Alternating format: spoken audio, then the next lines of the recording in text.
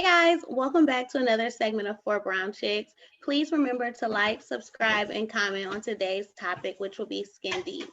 Today we'll be discussing some horror stories of beauty products that we've tried in the past or beauty products that we just simply will never touch again.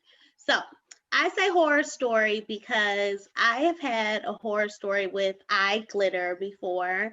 It was Valentine's Day 2017 and I wanted to do a really cute pink glitter look like the Instagram girls be doing, and I just wanted to be cute.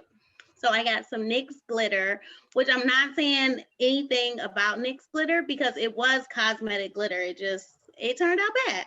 So I used glitter glue, well, the glitter primer, put it on my lid, put all the glitter on. The next morning, well, that night, washed it all off. I mean, I scrubbed my lids. I thought I got all the glitter off.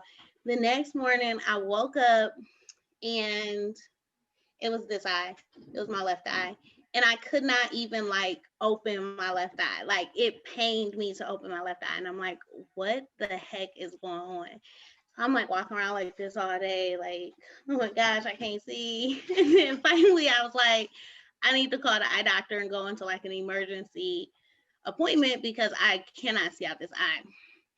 Went into the emergency appointment. They took all these x-rays of my eye and he said, do you wear glitter makeup? And I was like, yeah, I actually just did this like glitter look. I'm explaining my look and everything. And he's like, okay, so what happened was one of the specks of glitter went up and is now scratching at your cornea, like to no end. So he's like, so you can't blink because every time you blink, it scratches. But you can't look forward because it's still scratched, so it's still like damaged. Um, and so he prescribed me this steroid, and they came in the form of drops. But whatever this steroid it contained, I couldn't even breastfeed. So I had to pump before I could even start using the drops because I'd never pumped because I always just did skin to skin breastfeeding. So I had to pump, and so then I was struggling because I had to get all the pumped milk out before I could start using the eye drops. And it was called uveitis. But uveitis can come with so many other different things, but I guess that's what it's called when it's scratching at your cornea. So yeah. Dang, that sounds horrible. It does. That deterred me from glitter looks. For me personally, I'm a hairy person. I'll just forget it. Now everyone knows. I'm extremely, extremely hairy. I will never forget sophomore year of college. I was a part of the Black Student Union fashion show. I had this really big part, like this scene. I was walking with a male friend. And you know, when you're a part of like fashion shows or anything like that, you kind of start analyzing your body. And at this time, like I said, I'm hairy. My mustache was looking a little bit thicker than normal. So I decided that I was gonna go to like a Walgreens or CVS, I can't remember, and just buy those like little those wax strips that you're like you could just put it on and pull it off. Well, in those kits, it usually comes with some type of like oily like cloth for you to wipe off the wax because I didn't know this then. Like the wax or the product can actually like burn your skin or like damage your skin. So here I am thinking I'm about to be, mustacheless finally for the first time in my life. I used the product. It hurt. It hurt more than I thought. But when I woke up the next morning, like my upper lip was so dark. I think the wax strip had actually like pulled off like my skin and irritated it. So I didn't have hair, but the scarring looked just as dark and thick as what my mustache looked like. And I will go into rehearsal that day, and the lady who is the head of the fashion show, shout out to Asia, she was like, so what's going on with your lip? Like, so embarrassing. Like they had to like try to put concealers and all type of stuff to like make my face just look like a uniform skin tone because I now had like 5 o'clock clock shadow because I had like burned my upper lip. But I will never, since that day, I've never used a wax strip again in my life. Dang. That's wild, Shani. Well, for me, I mean, they might have changed the formula by now, but back in the day, y'all remember Noxzema? Noxzema was a facial product that you're supposed to use to help clear up your skin. When I used Noxzema, I felt like I was burning my skin off. I don't know what it was. I mean, it was so strong, but I remember being a teenager and really trying to, I don't want to say I had terrible skin, but I still wanted to improve my skin. I was hearing Noxzema was all the rage back then. So I'm like, well, let me give it a try.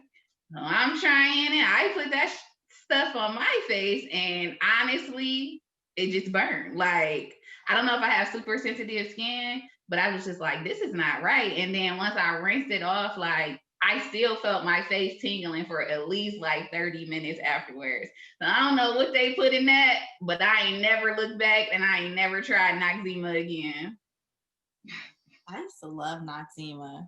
I still love Noxzema. It's too strong for my face, baby. I wash my face with tea tree oil now. You got to be careful with that too. I hope you diluting it. No, I have like a script shop.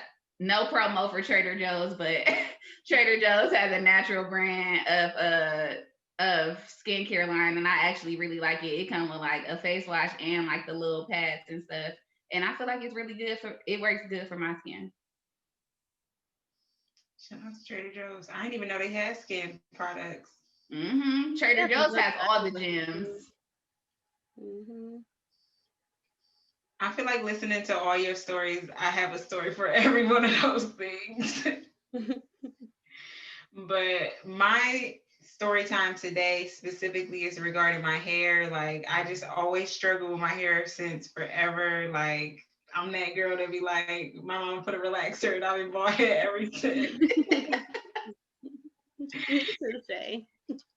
When I was in middle school, I used to get my hair braided. This was like when braids was in, like not how they was in before, like how they are now. Like before, everybody used to wear braids. We would have like different designs in our head. This was like the Allen Iverson time. Like everybody braids used to be on point. One time I got these braids and it was like a swirl in the middle of my head, like coming from like the center of my head, and the braids was going out like this. And she braided my hair so tight that the braid was literally pulling from the middle of my scalp. And when I took the braids out, I literally had a big bald spot in the middle of my head.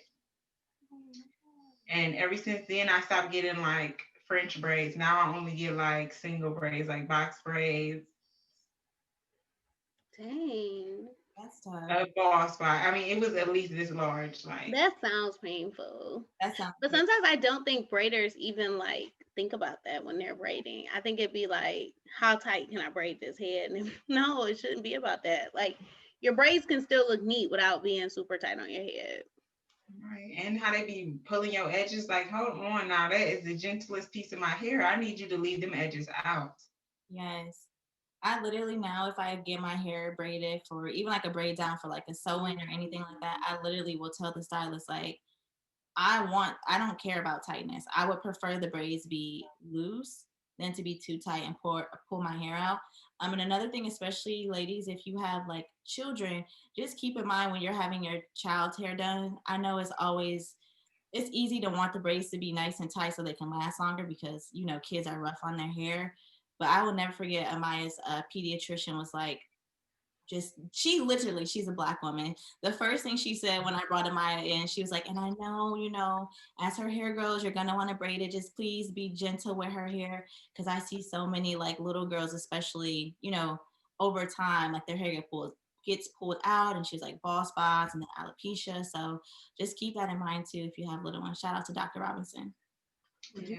If you know anything about hair, like our hair follicles are one by one, and that's how people get thinning hair as they get older, because you literally lose it and that follicle will never come back. So it's super important to be mindful of that. Like, they got to go their whole life being bald headed like me.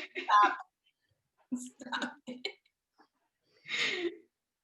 Well, if you guys have had any beauty scares or horror stories or just any products that you will never use again, please make sure you leave them down in the comments and we will see you guys in our next video. Bye.